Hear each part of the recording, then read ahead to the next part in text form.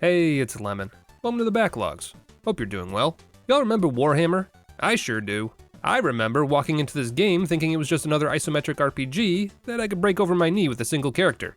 And I also remember getting promptly punched in the face so hard that my run came to a screeching stop in Act 1. Good times. But here's the thing. According to multiple comments I received, we absolutely could have gotten past that particular brick wall. I just had the wrong build. A thought that has haunted me for multiple months. And then, calling out of the yawning maw of the warp itself, Owlcat Games asked me to try again. And, armed with the knowledge of hundreds of commenters and several hours of research, I think I'm up to the task this time. Oh, wait, there's an addendum here in their email. Do what must be done? Huh, that sounds ominous. You know, maybe that would make more sense if I watched a Warhammer lore video or two. Okay, so, I think I get it now. We need to burn it all to the ground. The human constructs of good and evil have no place in this universe. There is only eternal suffering and war. And we're gonna end it all. Can you beat Warhammer Rogue Trader as a murdering psychopath? I mean a solo heretic. Before we get too far into the weeds, two things. First off, this is a Warhammer game. And as to be expected, that means we're gonna touch on some really grim topic matter. I'm gonna do my best to keep things relatively light, and won't be diving too deep into any one particular subject, but yeah. This game gets pretty dark. So just a heads up about that, if that's something you'd rather avoid. And second, a big thank you to Owlcat Games for sponsoring today's challenge run. The newest DLC for Rogue Trader, Lex Imperialis, just released, bringing with it another 15 plus hours of content, a new Arbites Officer Companion, a new class focused around mechanical familiars, new weapons, armors, and shields, and several other improvements to the base game. I was given early access to the DLC, so we'll be seeing bits and pieces of it throughout our run, and I can confirm that cyberpets are absolutely as cool as they sound. Use my link in the description or pinned comment below, and let Owlcat Games know that I've collected another willing and loyal servant for the God Emperor. For those of you who are unfamiliar with my previous challenge run of this game, I attempted to clear the game with a single character. I created a Pyromancy Psyker and ran around burning everything in sight, which worked great, until it didn't. But we won't make that same mistake again. I come armed with general knowledge this time, as well as a basic understanding of how this game works, which I may or may not have had my first go around. So, without further ado, let's get this party started. We make our character, who unintentionally looks like the Warhammer 40k version of Santa Claus. Ho ho ho, have you avoided heresy this year, little boy or girl? Then get to picking all the important stuff. We pick a death world as our homeworld, since that will give us +5 strength and +5 agility, as well as the survival instinct feature, which gives me 20% of my max HP back as temp HP if we drop below 30% health, and also gives me a 20% bonus to dodge and armor when I have at least 1 temp HP. For my origin, I just can't resist the call of the warp, so Sanctioned Psyker it is, and you know we gotta go Pyromancer, because if we're not burning things, why are we even here? For our triumph, I chose Feat of Greatness for that +5 coercion, aka intimidation, and for our darkest hour, I chose Grim Portents, which gives me -5 logic, because why think when you can just apply more fire? Now for the fun part, picking our archetype. According to my research, if we want to play the game as solo as possible, the answer to all of our problems is the Blade Dancer, which sounds like a bad idea, considering you're literally bringing swords to a gunfight. But just trust me on this one. I'm a little upset that being a Blade Dancer locks me out of using the new Lex Imperialis subclass, Overseer, but such is the price of my hubris. Moving on to skill points, we dump all of our points into weapon skill, strength, and agility. Weapon skill increases our ability to parry, avoid being parried, and increases our crit chance with melee weapons. Strength increases the damage we do with melee weapons, and agility improves our initiative and dodge chance. Simple enough. As for our ship, the Firebomb Academy didn't make it out of the Immaterium last challenge run, forever lost to the warp. But considering our mission this go round is to conquer rather than educate, I think it's time we introduce this universe to the Charcoal Throne. And after refusing to give my character a name, because no one will be alive to speak it anyway, we can officially begin the run. Welcome to the Charcoal Throne. It's not ours, yet, but don't worry, we'll correct that soon. Coonrad comes to find me, letting me know that the Rogue Trader wants to speak to me, and we can immediately start leaning into being an absolute jerkwad. You know, Coonrad, for someone who talks so much, you really don't say much, do you? Quit wasting my time and let's get moving. Right, tutorial time. On the way to the Rogue Trader, Angry Santa and Coonrad are attacked by some servitors that have gone berserk. Oh yeah, I also know what a servitor is now. Kinda wish I didn't, which is something I could say about all of the lore I absorbed between the last video and this one. But yeah, Warhammer fans rejoice, Lemon now understands 40k's universe. So, slight problem. While this battle is supposed to teach you how to use the combat system, the only weapon I have on my person right now is a pistol. In case you were wondering, a pistol is not a sword, which is super cool because that means I can't use my class skill yet. That's okay though, because I can use my super secret skill instead, Meat Shield. Once per turn, I can hide behind other NPCs and let them take all the damage while I bravely run away and cry. Kunrad decides he doesn't like my plan and steals my kill. I meet up with the rogue trader Theodora, and she immediately tests my mettle by asking what I would do if I was given a planet that was resource rich but loyalty poor. Purge it, obviously. I suppose your answer is strictly correct, but not here. Not yet. Wait, look, one of those unruly mobs that you think shouldn't be purged immediately. Let's ask them what they think, shall we? It's kind of hard to hear their answer over the gunfire, but I'm sure it's good. One short and bloody fight later, and we are tasked with finding Theodora's other heir, Ethelthrad. And it's right about here where I decided how I was going to roleplay this character. I know Owlcat Games expects me to be a bloodthirsty maniac, and there will be blood, but being cartoonishly evil isn't really my style. I mean, being evil isn't really my style, and I can already tell that this run is going to hurt my soul, but if we're going to play the part, we might as well make it interesting. So rather than tell Theodora outright that I plan to murder her heir, we just play along. Come on, Kunrad, we've got an heir to save. What? Kunrad? No, I'm playing the backstabbing villain today. Ugh, this is so embarrassing. One of us is gonna have to go home and change, and it sure as hell isn't gonna be me. Kunrad stabs me with some sort of blade, which immediately fills my head with the voices of every single person in the comment section. I listen to said voices, which tell me to open the door to the warrant of trade, then immediately discover that while the voices are loud and terrible, they can't actually hurt me if I don't let them. And after activating defense protocols, Kunrad's lackluster attempt to steal my rightful position as heir is foiled, and he's forced to flee while I'm given access to the warrant. I pretend to read the sacred terms of service for the appropriate amount of time before skipping to the bottom and clicking accept, and am then treated to a new cutscene that I think was added with the new DLC. Run, fools, or fall!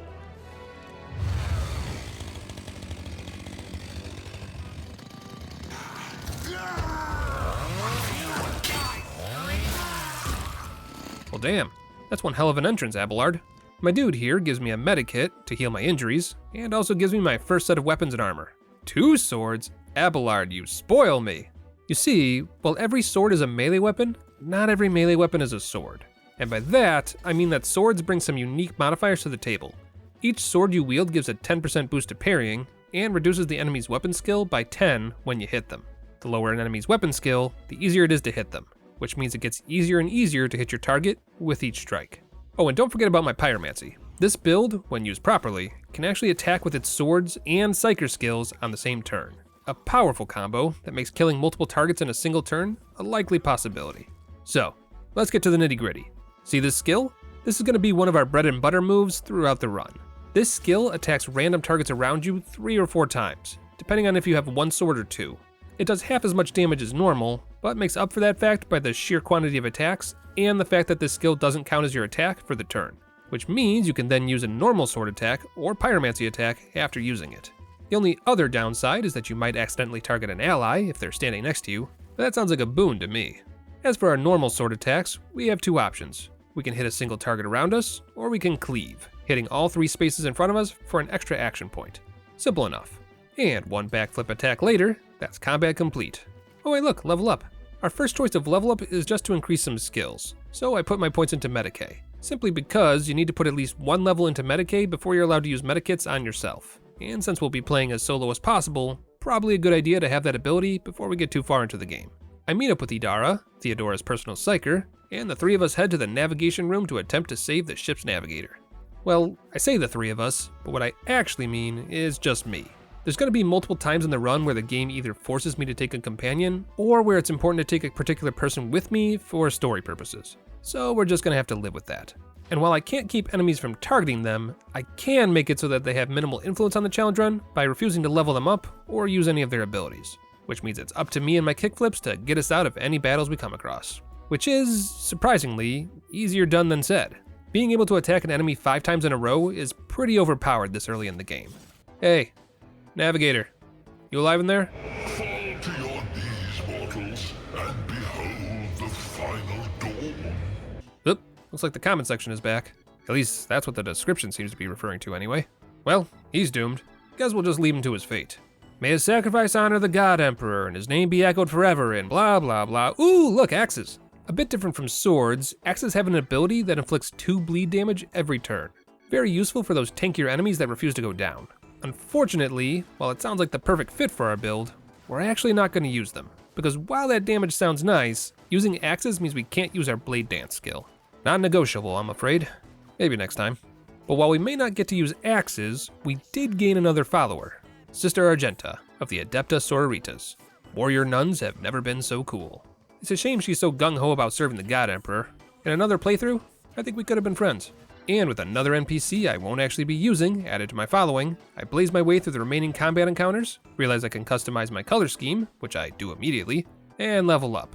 This time, we unlock Death from Above, an absolutely insane ability that lets me leap around the battlefield doing extra damage over and over again without triggering attacks of opportunity or costing movement or action points. I'll show you what I mean in a minute. But first, a very important story beat. Trapped amongst a sea of flames, something resembling Theodora walks out of the smoke and offers me one of three choices.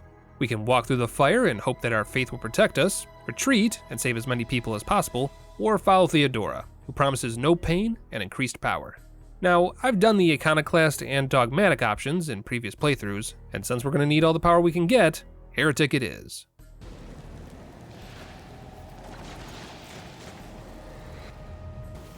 Huh, well this is completely different than the other two playthroughs. So not only does this option give me a very strong early game pistol, which boosts my coercion by 10 and does very good area of effect damage, but it also skips me right to the Rogue Trader's quarters, where we've apparently been warped to a secret vault. Very cool, had no idea that existed. Hey Theodora, you don't mind them stealing your gun, right? Take that as a no? Well, guess I'm the Rogue Trader now. What a shame. Oh hey look, target practice. So remember Death from Above?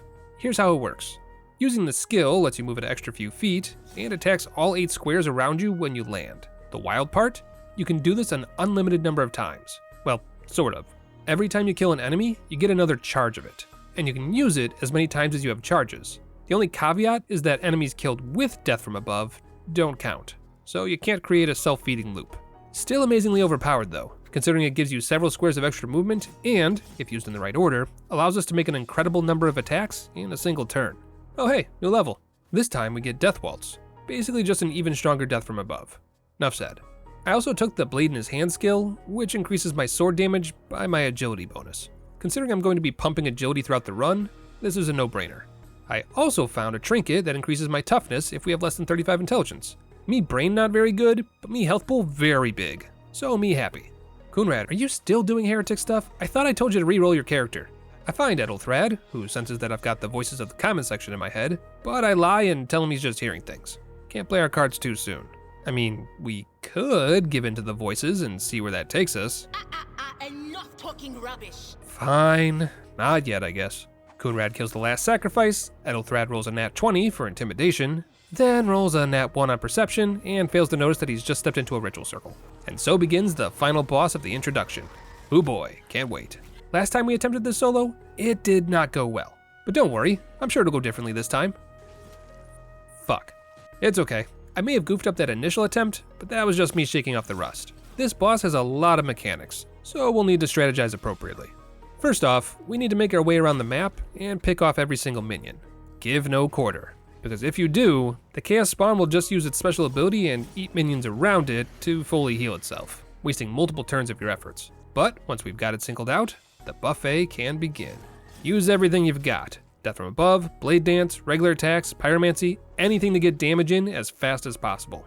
If you're lucky, all those points into agility will pay off, and you can dodge and parry your way through the Chaos Spawn's turn.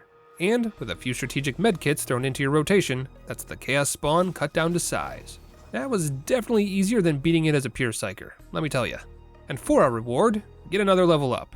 This time I take Blazing Inferno, which increases my critical hit chance by 1% every time I deal damage throughout combat. Oh, and another 5 points into agility. Why not? And with that, the introduction is complete, and I can officially begin my rule as Rogue Trader. Let the madness begin. Time for Act 1 of 5. Did I forget to mention this game is massive? In the interest of keeping this video under 5 hours long, I'm gonna skip to the most important parts of the story, and we'll probably only go into detail about combat if it was a brick wall. Otherwise, we're gonna go at a pretty fast clip, so strap in. Because I am a busy man, I tell my officers to handle all their own problems, but very casually ask Abelard to find me the sword fragment that Coonrad was using, because the voices told me to. And because sword. I'm also given the mission to meet up with Heinrichs, an interrogator and the Lord Inquisitor's right-hand man. We'll keep that in mind for later. Oh look, that sword fragment I wanted. Gosh, it's nice when people just do what you ask them to do, Abelard. Anyway, yeah, give me that. I needs it. Oh good, the voices whisper when I take the blade.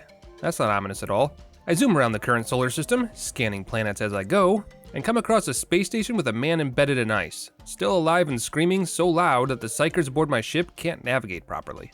Only one solution for that.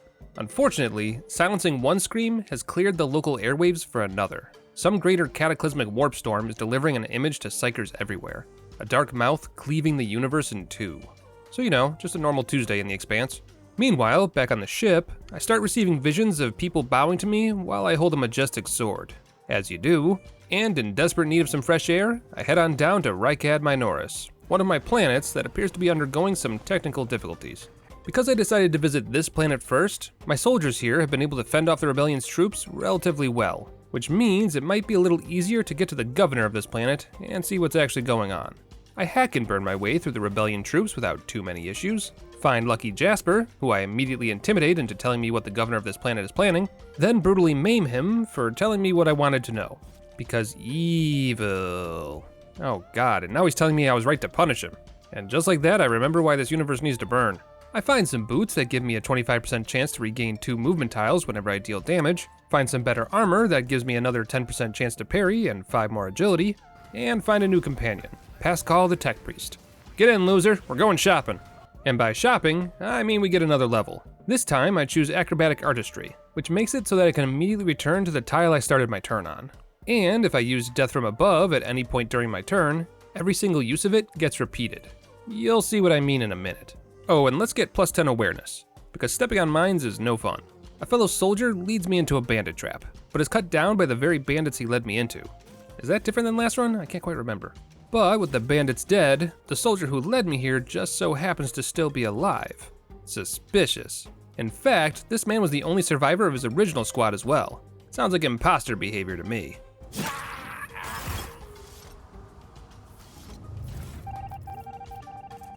Huh, I guess it does change each playthrough. Whoops. I did find my first chainsword though, so that's cool. They still count as swords, so my skills still work with them, and they have the same movesets. But the big difference is rather than a 10% boost to parries, you get a 25% boost to critical damage. Decisions. I kill an entire cult of cultists who are practicing burning ants with a giant magnifying glass, find some new boots that let me keep any movement points if I kill 2 or more enemies with a single attack, find my first cloak, which gives me some defense against the warp, then spend far too long disarming bombs while trying to solve a logic puzzle. Don't get me wrong, I figured it out. It just took me about 10 minutes to figure out the right combination of buttons. And what did I get for my trouble? Nothing I can use. Such is the pain of a solo character run. I did get a level up though, which let me put some points into weapon skill and get the dance partner skill, which increases my weapon skill by my agility bonus, so long as I have 2 swords equipped. Oh yeah, remember that acrobatic artistry skill I got a while ago? Here's how it works. I do the Death from Above skill as many times as I like, or am able, in a turn, then activate it. Next thing you know, my turn repeats itself in reverse, essentially doubling my damage. You gotta love it. And, after cutting my way through more bandits and cultists than I care to count, and accidentally discovering some sort of warp beast in the sewers, which I very promptly murdered, I improved my Psyker rating with another level up, then carried on to the Mayor's District. Wait, I don't remember this. What's going on?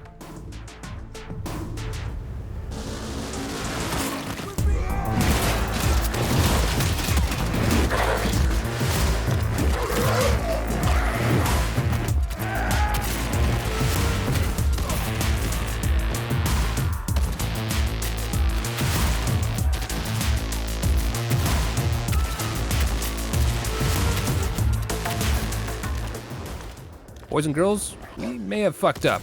I want a cyberdog now.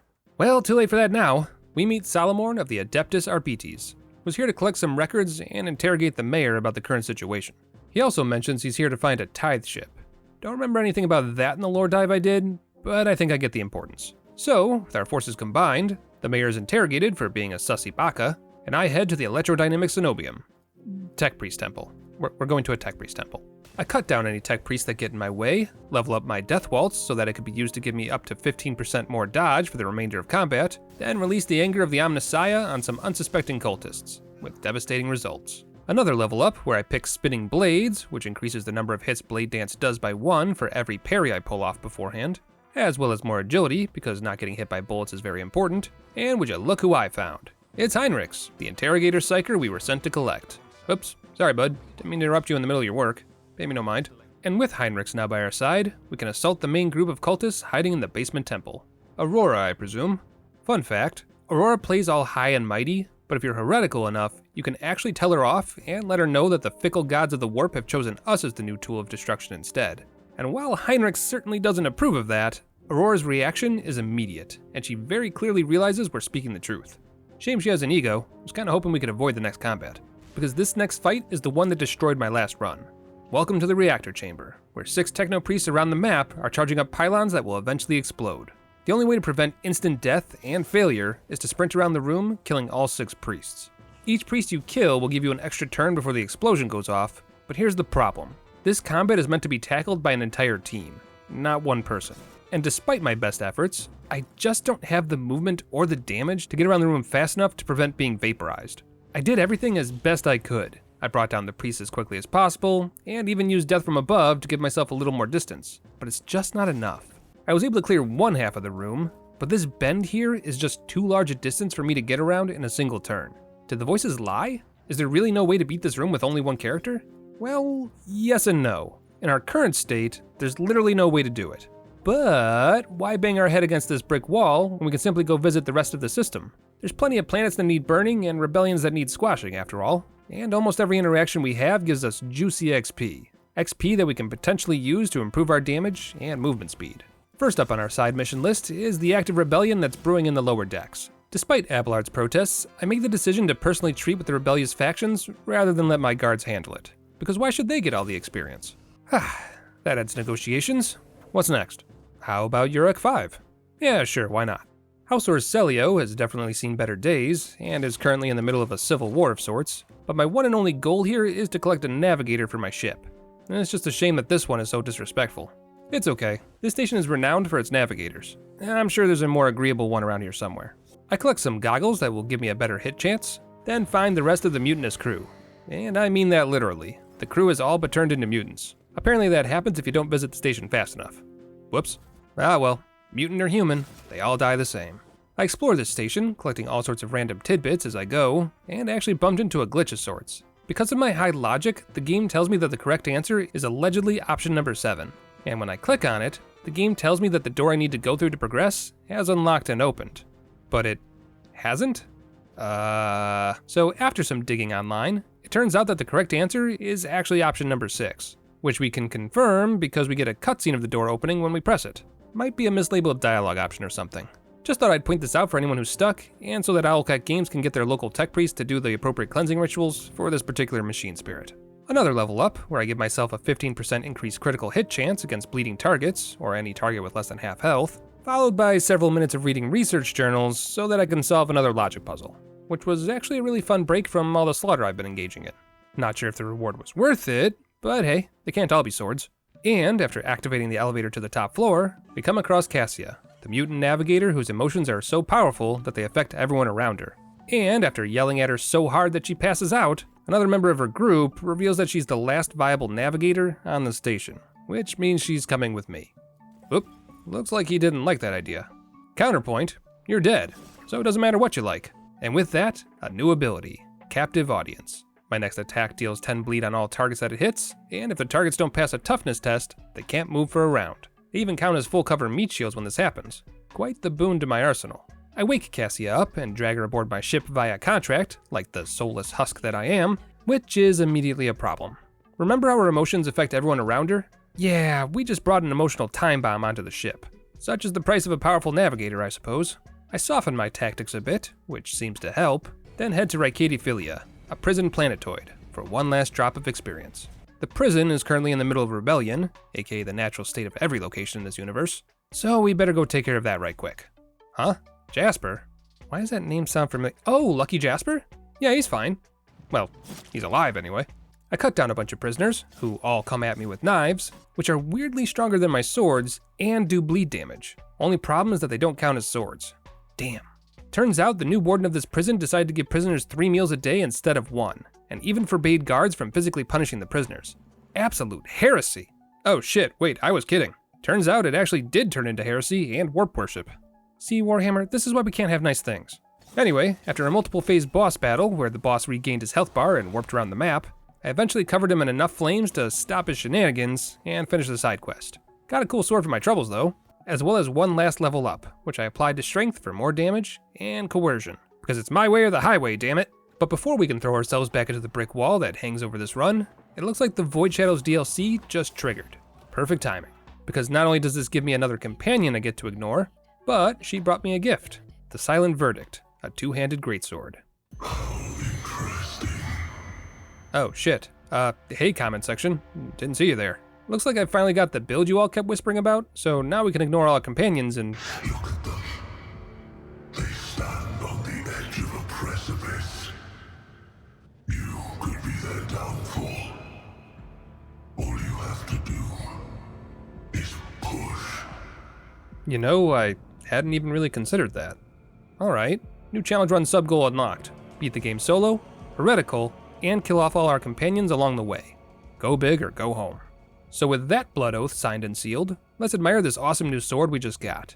Big damage, huge AoE cleave potential, reduction to enemy parry chance, and it even has a higher critical hit chance with each swing. Absolutely broken. But don't take my word for it, listen to these unpaid testimonies. And remember, every single person I kill with normal attacks gives me another stack of Death from Above, which means I just got 6 stacks for a single attack. Combine that with the fact that Captive Audience plus Blade Dance equals a dead Tech Priest and yet another stack of Death from Above, and we've got the momentum that just might carry us across the finish line. And while it definitely came down to the wire a few times, some careful planning and character placement was just enough to keep me a single step away from failure. And there you go, all 6 Tech Priests annihilated. Now we just need to clean up shop. I just had to say something, didn't I? Well, at least there's only one. Oh, come on! But after another several rounds of panicked lawnmowing around the battlefield, we corner Aurora, who decides to jam her magic sword into the console in an attempt to bring the room down. It doesn't work. Let me just take that before Heinrich notices. There we are. And now we just need to continue to lie about it for the rest of the game. Easy. A quick level to make it so that the enemies around my targets take additional psychic damage, and even more coercion, because why not? And now I get to have a parade in my honor. Yay. Oh yeah, I remember how this ends now. The Cult of the Final Dawn show up, immediately begin a killing spree, and start a cascade of events that turns this world into a demon world, aka a giant warp gate that all the demons of Super Hell can use to enter this plane of existence. So, you know, bad times. Oh, and also some dark space elves steal the sun and plunge the world into eternal darkness, because things weren't bad enough already. Well, as much fun as this planet is now, I think it's time we took our leave. But not before demonstrating the power that is my Captive Audience Pyromancy combo. If Captive Audience triggers, it roots the enemy in place. And because of the backdraft ability I took earlier, I can attack said enemies from long range and trigger Captive Audience on multiple targets at once. Which means that unless someone has enough toughness to break out of the loop, they're just stuck there on the stairs, burning.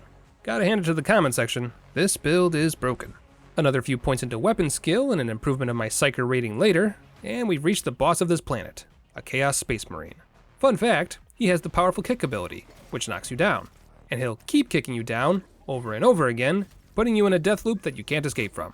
Thankfully, you can start the fight just outside of his reach, then use Death Waltz to return the favor, cutting him over and over again without any chance for him to respond. Follow that up with a Blade Dance, and that's one Chaos Space Marine who won't be honoring the Chaos Gods again anytime soon. Oh look, he even had an amulet for me. Nice. Ooh, and a life-stealing sword? To what do I owe the pleasure? One final upgrade to my Death Waltz, which instantly gives me 4 stacks of Death from Above and makes them deal even more damage, and I can finally escape this hellhole. A hellhole that I decide to let exist, because there's no faster way to remove all life from the universe than to invite the end of days through a planet-sized portal. Heinrich isn't exactly pleased about that though, and informs me that he'll have to leave my party to report me to the Lord Inquisitor. Well, someone just jumped to the top of my died of a mysterious death list. But with that done, we've finally completed Act 1. Remember when I said this was a big game? Yeah, it's a big game. Let's speed things up a bit. I engage in some space battles, which are no real threat so long as you keep your cool, meet another potential companion on my way to talk to the Governor of Footfall, who strikes me as the Han Solo type, refuse to help Footfall with its food shortage problems, because that's an issue, not an ish-me, then level up enough to unlock my subclass, which, after careful consideration, I decide will be Executioner. This subclass's entire gimmick is constant damage over time effects, and giving yourself buffs to improve said damage over time. Sounds right up my alley. Oh look, Heinrich is back. That was awfully quick. Must have been a short report. I welcome him back with open arms and absolutely no hidden motives whatsoever, then head to the local pub where Jay, the Han Solo type from earlier, is being attacked by a rival trading faction. I help her with her little problem, threaten the local faction with all the power of the rogue trader if they don't back off, then give Jay her reward for dragging me into this mess. Welcome to the team, Jay. Please enjoy a complimentary ticket to the afterlife. Kinda disappointed that text box got in the way, but I think we both know what just happened. Oh look, she had a cloak that gives 10% more dodge. Worth it. Sister Argenta and I clear some cultist activity, which introduces me to actual demons whose whole gimmick is that they split into more demons on death. Thanks, I hate it. And then I make the mistake of getting sucked into Argenta's storyline for an hour or two. Oh, great, now I actually care about her. Next thing you know, I'm gonna start caring about all my companions. Oh god damn it, I get a skill that lets me hurt myself in order to get a damage bonus, accidentally find and fight a machine demon dinosaur thing, which goes way better than I had any right to, then finally make my way to Janus, the agriculture planet. Rebellion ensues, I clean up the mess, I get a 20% increase to the chance that my damage over time effects do critical damage, then go on a very long mission that has me wading through politics and jungles alike, with our new potential companion, Yurliet the Sniper. Her plotline is a bit complicated, but all you need to know is that she's a Xeno spy who's been working her way into the Janus governor's party and has been working to destabilize the government here because humans bad. I manipulate Yurliet to lead me to her people's secret base hidden in the jungle, then make it very obvious that I don't appreciate all the subterfuge that's been happening on my planet. Oh, and also being called a monkey really grinds my gears. Sorry, Yurliet. Should have been less of a space racist. Who's the leader here? You? Cool. Problem solved. As for you, Yurliet, this is for the best. I would have just killed you later anyway. Oh look, a new skill. The Carnival of Misery. Just take all those bleeds and burns I do, and double it. It's a beautiful thing. Alright, well, now that that's done... Wait, what? Yurliet's back. Okay. Hey, go back to sleep. Well, that was weird. Maybe she has a skill that... And she's back up again. So I can't find any posts online about this sort of thing happening, which means this might be a new glitch of some kind. How strange. Hey, Owlcat, bug report. Can I get a bug report? To be fair, early access always has these kinds of day one patch bugs, so I'd be surprised if this isn't fixed already, but in case it does still happen, there's an easy solution. Just get all of your characters to the edge of the arena, kill the support character from long range, and when they respawn, you'll be free to go about your business. The game still registers them as dead as far as missions and questlines go. The God Emperor just refuses to let them die, and who are we to judge his will? Anywho, I go back to the governor, who is practicing heresy without my consent, the sneak. But lucky for the planet of Janus, re-elections just got moved up a few years. On my way to the next objective, however, something happened mid-warp. It looks like that Phantom of Theodora has been seen wandering the lower decks again, and Adira just went after it, which means now we have to go after Adira. I find the ghost, or whatever the hell it is, and ignore its taunting in favor of finding my companion. But Theodora finds Adira first. Definitely not a ghost, I guess, considering it's physically hurting her, which isn't great, considering a psyker who's losing her grip has the same damage potential of an atomic bomb to my ship and its crew. But don't worry, I think I have the solution. There we are, problem solved. Anyway, with another companion now removed from the roster, I decide to make a pit stop at System Speculo. Oh, would you look at that? This jungle world has some sort of anomaly on it. Abelard and I better check that out. It's a bottomless pit. And I don't just mean that metaphorically or figuratively, I mean that literally. The void itself is present here. Now, the correct thing to do here is to not engage, but that's no fun. So instead, let's go ahead and submit to the will of the pit. And when we do, we get all sorts of visions, involving all different races and groups that have tried to research or worship it. And as expected, each vision ends with every group inevitably throwing themselves into the hungry maw. And in one of the visions, that feels so real that it may as well be, we're given a choice. Feed that hunger by cutting off a piece of ourselves, or throw a decrepit old man in a tattered military uniform in instead. An easy choice. And just like that, the vision ends. Huh, what a strange place. Abelard, make a note that we should avoid this place in the future. Abelard? I guess he must have gone out for some low sticks. We increase our damage over time by another 100%, then arrive in the Kranix system, where our boy Heinrichs has subtly suggested we visit in order to help him with his investigation. Welcome to the foundry planet of Kiava Gamma. If you like demon machinery, you've come to the right place. Speaking of, there's the mini-boss, Cubus Delphim, an amalgam of machinery, implants, and flesh. Apparently, the tech priests here succumb to the lure of the warp, and are doing all sorts of heretical experiments on the local population. Can't have that. I cleanse every room and pathway, learn how to make firestorms, and find another Chaos Space Marine giving a sermon to a flock of believers. I do my best to memorize the words, in case I need it later for my own speeches, then make sure there won't be any threat of copyright infringement later on down the road.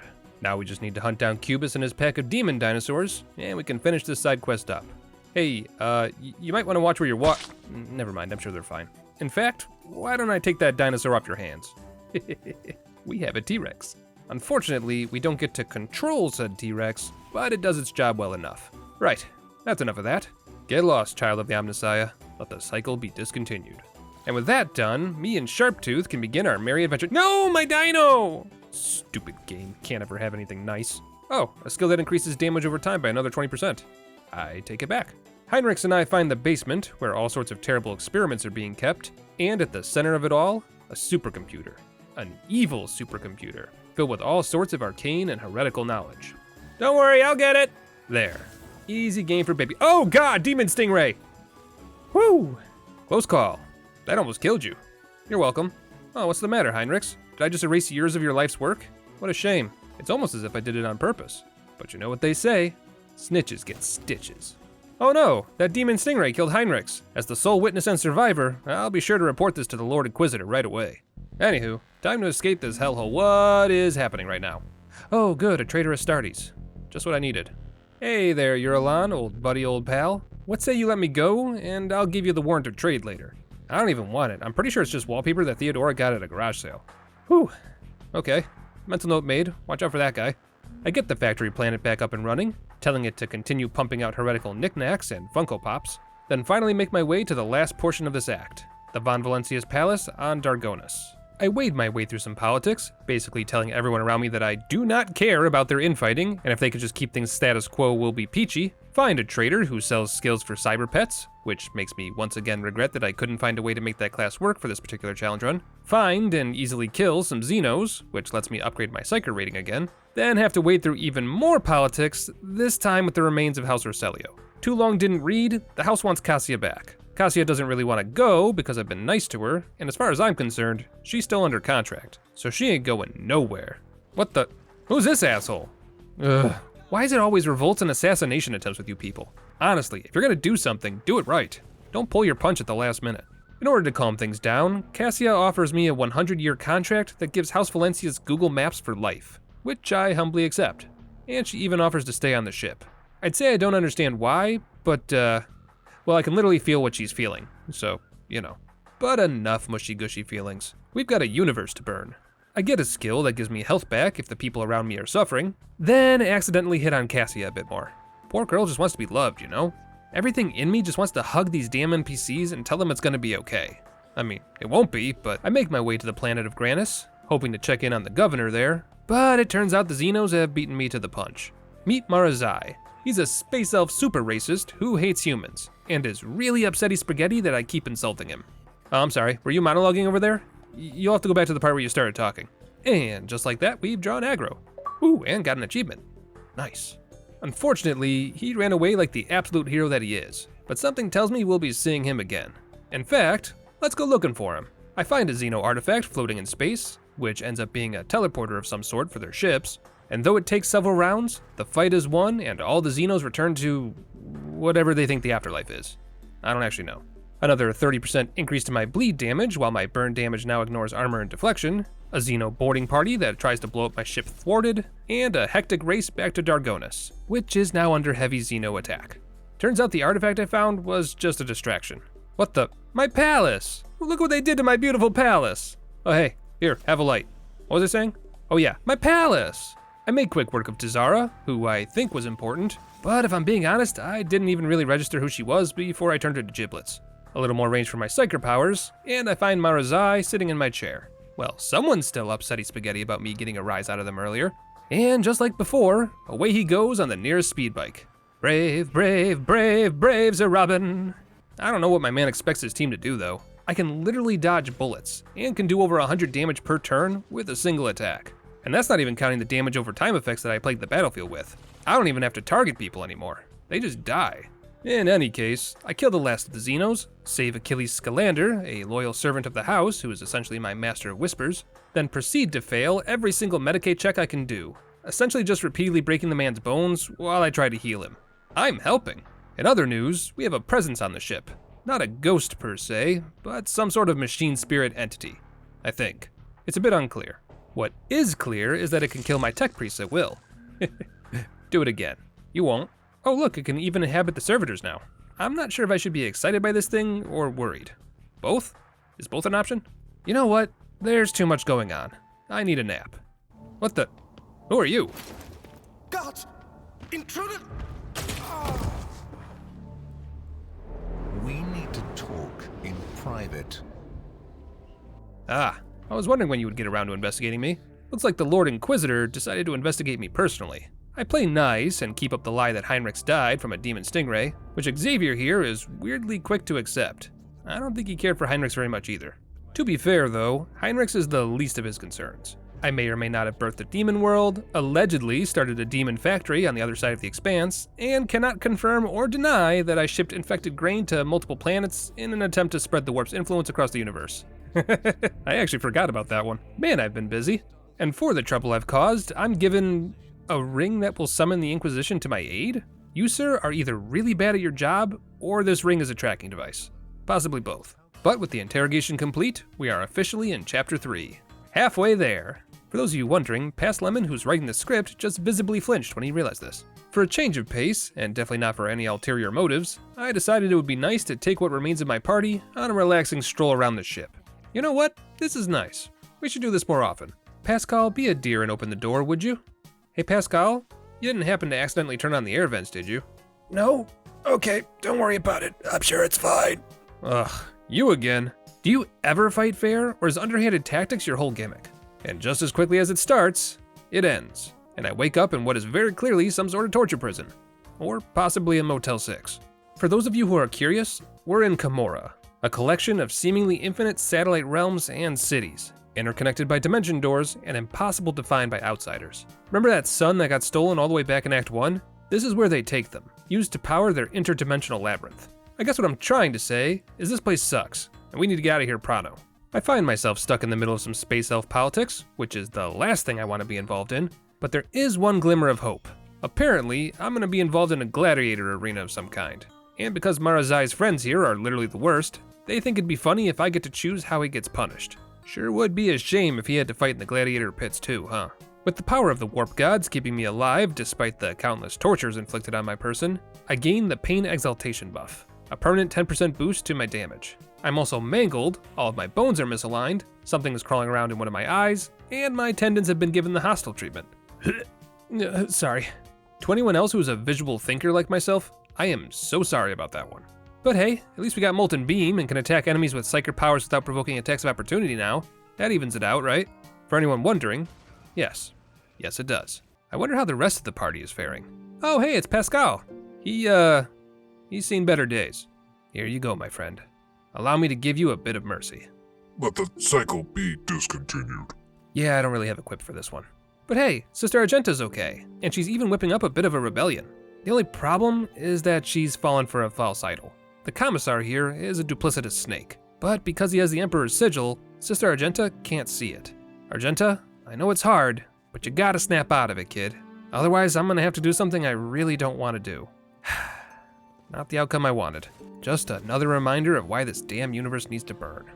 I collect the commissar's head, putting it in my backpack right next to my Smash Mouth CDs and Lunchables, then give it to a serpent alien named Malice, who promised me that he would heal all the problems I have going on if I did, which he then does not do. So that was a fucking lie. And before I can kill him, I'm shipped off to the gladiator's arena. Guess we'll deal with him later. I'm not nearly as strong as I was before being kidnapped, since all of my gear has been stolen from me, but between me and my fellow prisoners here, I can make do. Well done, my friends. We just might make it out of here alive. Wait, what are you doing? Really? Does no one in this godforsaken place know what loyalty is? What about third-degree burns? Do you know about those? Malice, I'm home. I believe you and I were in the middle of a conversation. I think we were talking about how we like our steak. Me personally, I like mine diced. And with Malice killed, I now own all of his goodies. Nothing particularly useful, so I guess we'll... Ooh! So, shields. Not only do they give you a flat chance to block and a bash attack, but they also give you stalwart defense, which makes it so that any enemies in the zone you choose can be riposted if they make melee attacks against you. The only downside is that a shield takes up both of your equip loads, so you can't have a shield in the first weapon set and a two-handed greatsword in the other. Damn. But with my first bout in the arena complete, we're allowed to enter the Anatomical Opera. And it's here we meet Terventius, the Arch Machinator. Say that 3 times fast. Terventius fixes up my ailing body, but at the price of expecting me to represent him in the arena. Apparently he has some scores to settle. He gives me back my gear, which I gladly accept, but I also discover he has the rest of my party captive, and is the one who put Pascal in the state that he was in. He has Cassia hidden away in an isolation chamber, which isn't great, and he has Cabela in a cage over yonder. Hey, Cabela, are you doing... Why are there 3 of you? So I don't know exactly how, because my lore roll was too low, but Cabela has been killed by Terventius over and over again as part of some terrible experiment. And each time he brought her back from death, he created some sort of clone of her with a piece of her soul. That is some dark shit, I'm not gonna lie. Cabela may not be my favorite NPC, but even a chaotic evil heretic like me can see that this is going too far. And while I wish I could dismiss everything as superstition and illusion, my lore rolls are too low to confirm or deny Terventius' claims. There's no happy ending here. Not really. Cabela's mind is broken, and she no longer trusts herself. But she trusts me, all the way until the end.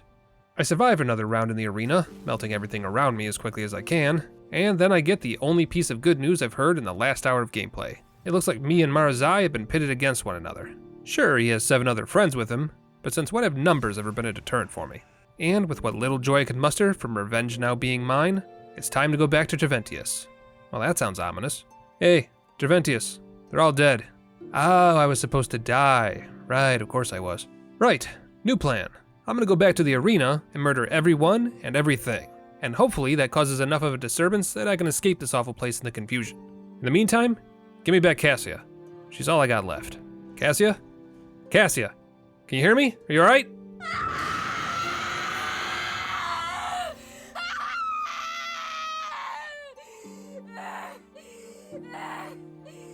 Anger, despair, fear, rage, and above all, loneliness. Enough to drown in. And underneath all of that, the gnawing sense that in that dark place, there's someone there with you. Someone cold and colorless. I won't let them take you. Not you. Fuck, man. Just fuck. I know I signed up for this grimdark adventure, but I think I finally get it. There's no room for good in this universe. None at all. And that absence of hope is the most horrifying thing I've seen in a long time. Hey, you! Small depressing man! Come here! Huh? Who said that? You are the one they call Lemon, correct? Yeah, Wait, how did you know that? Good. I have a proposal for you. You let me out of this cage, and I will help you burn this universe and everything in it to ash. What do you say? You know what? Screw it. Welcome to the Firebomb Academy, Ulfar. I don't have a uniform in your size, but somehow I don't think that matters to you. My only regret is that there will be no one left to hear our saga. Let us gather fuel for the fire, and coal for the charcoal throne. So yeah, say hello to Ulfar, the Space Marine. He takes up 4 tiles, and is essentially a walking tank, which is great, because he doesn't use cover. And while we can't make complete use of this hulk of a man since we're still technically playing solo, he is easily the best meat shield we could have asked for. In any case, time to finish up this godforsaken place. I push my way through the last of the arena challenges, which consist of fighting round after round of mini-bosses, ranging from chimera flesh beasts to mechanical scorpions. But, after killing everything that comes my way, the crowd erupts into a violent frenzy, and I'm able to run to the exit in the midst of the madness. I melt my way through the remaining resistance, then find a ship with 2 pilots. Oh, sorry, 1 pilot. So 2 things. First off, it is very clear that the game expects me to have a relatively well-balanced team at this point, and is throwing very hard trap checks at me that I absolutely cannot do with my build. The second thing is that Ulfar doesn't give 2 shits about that, and is more than happy to tank the hits for me. And with that problem solved, we get to the end of Kamora, where we find an imprisoned Eldari who is willing to help us escape the labyrinth of portals and get us home. But before we do that, look who I just happened to bump into. Terventius is hiding behind a shield that not only protects him, but protects the entirety of Kamora from the warp. Apparently he's under the impression that I would never give the arch-enemy of humanity a foothold just for a chance of killing him. He's mistaken.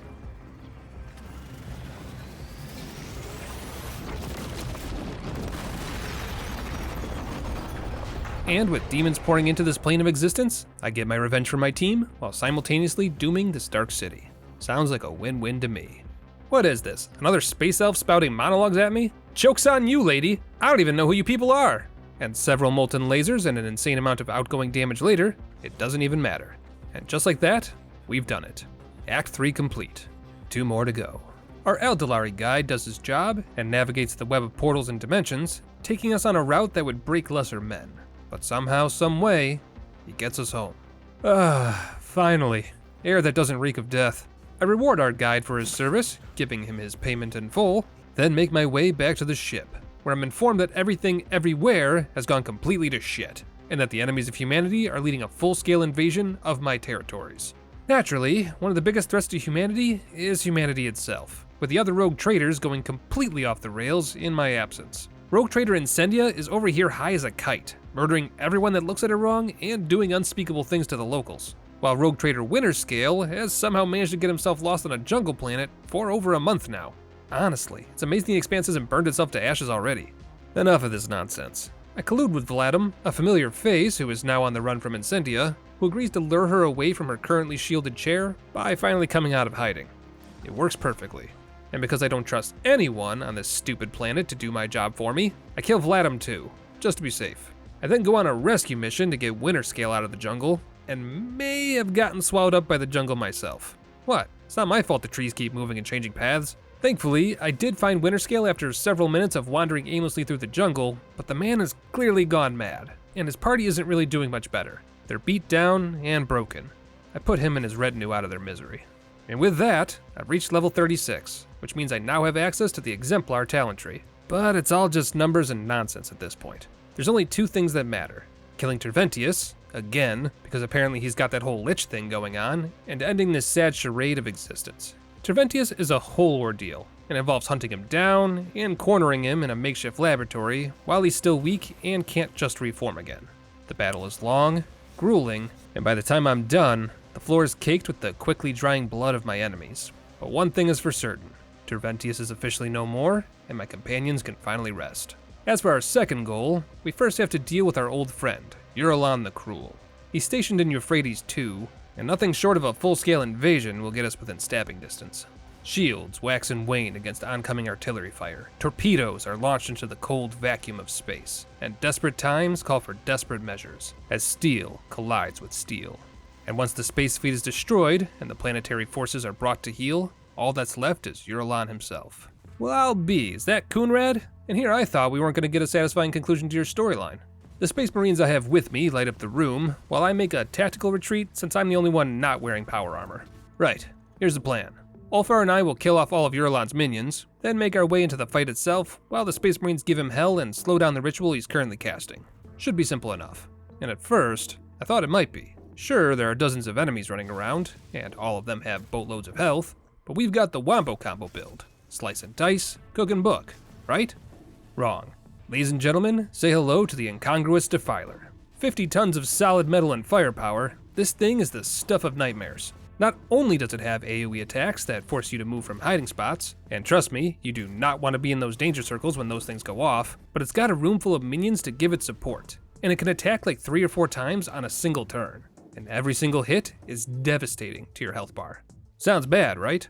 Oh, sweet summer child, we haven't even scratched the surface! In the middle of all this chaos, you also have to remove 4 electric pylons. Electric pylons that, for reasons I don't fully understand, do not take damage from death from above or my molten laser. No idea why, they just don't work. Each pylon that remains gives the boss 50% armor, 15% armor penetration, 10 deflection, and +5 to all of its stats. So breaking them is absolutely crucial. Oh, and don't stand too close to a pylon when you finally do break it. You'll get hit by some explosion damage and instantly end your turn. Somehow managed to destroy the first 2 pylons? Cool story. Good luck reaching the second half of the room. This thing takes up a whopping 16 tiles, and is more than happy to opportunity attack you if you dare to wander in and out of its reach. What about using the boss's AoEs against it? Yeah, no, it doesn't work. It works against the boss itself, but the pylons won't take any damage from his mortar fire. But okay, let's say for the sake of argument that you actually managed to clear all 4 pylons. Now you can just wombo combo him to death, right? Yeah, sure, maybe. Only one problem though. The boss regenerates 20% of its health every single turn. Oh, and it doesn't bleed. So all that damage I can normally rely on giving me that extra push I need for the tankier bosses, not happening today, Chief. But let's say you manage to somehow fight your way past that 20% regen and somehow kill the boss. Congratulations! It regenerates all of its health. Is this boss supposed to be this hard? Well, no, not really, but when you're playing the solo build that we've created, it certainly feels that way. Allegedly, when the boss regenerates its HP back to full, it actually loses a lot of the defense that it had the first go around. So bringing it back down to 0 should take much less time than before. But that sure doesn't stop it from pushing your shit in every round. Even Ulfar here can't withstand that amount of firepower for more than a few rounds. And for a hot minute, I thought this was it. No matter what strategies I used, it was exceedingly rare for me to be able to do more than 20% of this thing's health bar in a single turn. Especially when the floor quickly turned into a raging inferno that made it nearly impossible to get into melee range without taking excessive damage. But then, an epiphany. I had the power all along. Because not only does my character actually heal from damage over time effects that happen near him, but I also have Firestorm, which does a lot of damage and applies even more damage over time on top of that. And just like that, it became a race. A war of attrition, with both sides dishing in healing damage in equal measure. But ask yourself, did you ever truly doubt that the Firebomb Academy would prevail? Because if there's one thing you should know by now, it's that it always seems impossible until it is done. Whew, what a hard final boss. Wait, what do you mean that was a mini-boss? Okay, another hour of running around slaughtering everything I can find later, and we're finally here. Uralan the Cruel, and his faithful dog Coonrad. Looks like he's using this facility to drill down towards the core of the planet for something. I proposed a truce, where Uralan gives me half of the treasure and the right to kill Coonrad, but Uralan was weirdly unreceptive to that plan. Shame. Guess I didn't do enough of the side quests to unlock the true Chaos ending. Ah well, guess we'll just have to kill everyone then. Right, Ulfar? For the Firebomb Academy! For the All-Father! So, let's discuss. We've not only got Uralan to deal with, who has a mixture of Psyker and Space Marine movesets, but we've also got several demons, cultists, and actual Space Marines to fight as well. Oh, and Coonrad. I guess he's here too. Which means the enemy is capable of, and is absolutely going to, repeatedly knock me prone until I'm dead. And unlike Act 1, we've got 4 Space Marines to juggle this time. Not just 1. But unlike Act 1, I've got Ulfar to run interception. And also a weapon that lets me riposte every single time I parry an enemy's melee attack. Which is great, because the Space Marines do their damnedest to attack me several times in a row on each of their turns. Still can't parry kicks though, so that's a slight problem. Unfortunately, the only strategy I've got at this point is to have Ulfar tank as much as possible while I lure one Space Marine at a time and just get lucky. No really, that's all I've got. I need to do just enough damage to kill them in one turn, or they just have to decide not to use their kick. But little by little, we start to clear the room. And while it took an unholy amount of resets to get it done we eventually do. Down goes Uralan to his own hubris, and there goes Coonrad, who proves to be the weaker Psyker despite working with the Arbiter of Chaos himself. As to be expected, they do not take losing lightly, and Uralan immediately plays his trump card, where he stabs Coonrad in the chest with a magic sword. Poor Coonrad. Just can't pick the right team, can you? Alright, rude. But with Coonrad's death, Uralan uses the last of both of their energy to summon in the Edge of Daybreak. Oh god, what is that? What is that? You're gonna make me fight that thing? Well, yes, actually. There might have been an option to join forces and rule the universe together, but apparently all of the chaos I've been sowing across the universe wasn't good enough. Wanna know how many heretic points I was away from being able to choose the votary options? Fucking 9! I blame Cassia. Made me not want to be a complete madman all the time. Yep, definitely not my own conscience struggling to play an evil character or anything. Ah well, too late to go back now. Time for the real boss. As to be expected, the Edge of Daybreak is rough. Not only does it warp around the map, summoning demons, but it also has a shield that protects it from most of my damage and all of my status effects. So, you know, that's cool. But all is not lost, because if you kill the one particular demon that is casting the shield, you've got the rest of the round to dish out your normal amounts of damage, but only the rest of the round. And naturally, even when you do determine which of the little bastards is giving him a shield, the shield doesn't drop until you kill all the demons the original splits into. The only saving grace for me this fight is that I regenerate my health pretty consistently with all the burning demons running around. And the Edge of Daybreak doesn't have an interrupting move. So even though it takes me absolutely forever, I could still beat back the coming of the dawn. Wait, what? Oh, I see what happened. I had a whole bunch of damage over time effects on me that triggered when the fight ended, and that killed me.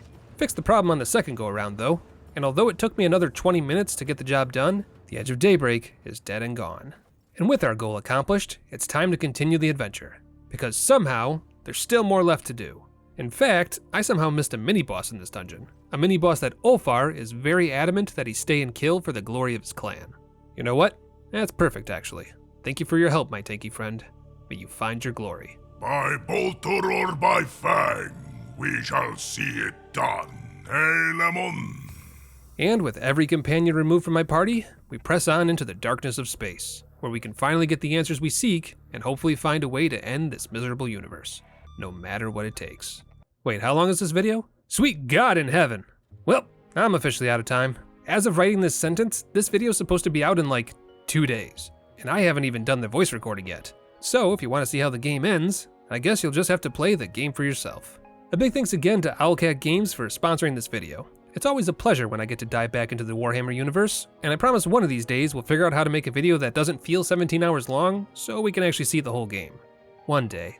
In any case, don't forget to check out their new DLC, and use the link below to let them know I sent you.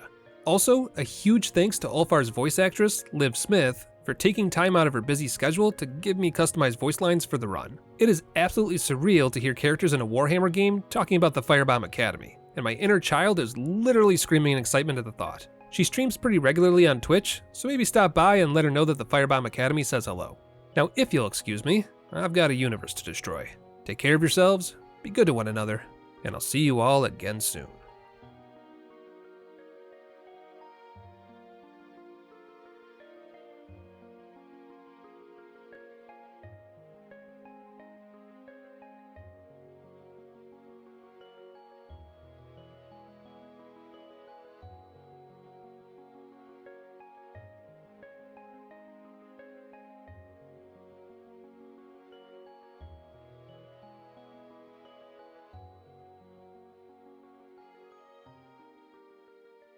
Following your lead, Lemon. I mean, et fatum.